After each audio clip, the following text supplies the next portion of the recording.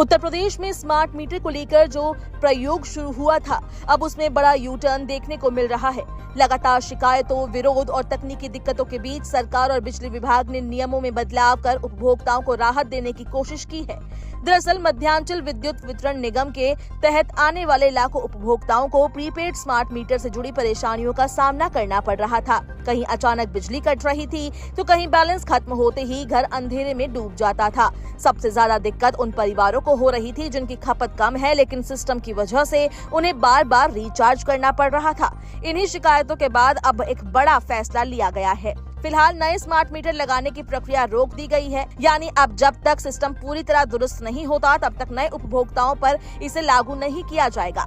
सबसे बड़ा बदलाव प्रीपेड सिस्टम को लेकर किया गया है। अब 1 किलोवाट तक के घरेलू उपभोक्ताओं को बड़ी राहत दी गई है। पहले जहां बैलेंस खत्म होते ही बिजली कट जाती थी, अब ऐसा नहीं होगा। उपभोक्ता 30 दिनों के अंदर कभी भी रिचार्ज कर सकते हैं और इस दौरान बिजली सप्लाई जारी रहेगी। यानी आसान भाषा में समझे तो अब ये मीटर पोस्टपेड की तरह व्यवहार करेगा।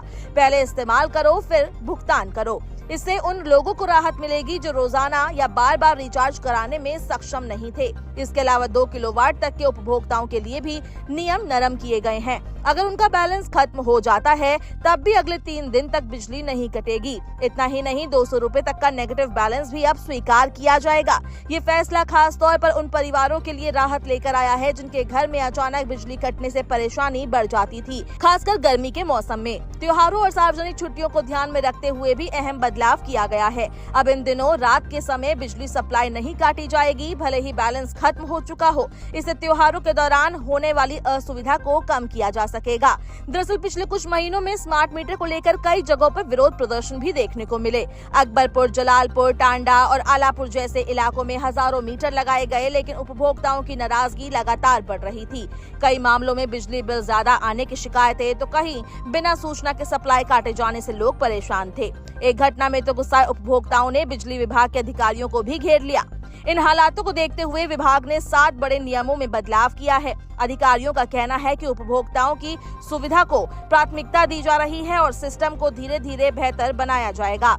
अब रिचार्ज करने के बाद बिजली तुरंत बहाल होगी, जिसमें देरी नहीं होगी। पहले कई बार तकनीकी कारणों से देरी होती थी, जिससे लोगों को परेशानी उठानी पड़ती थी।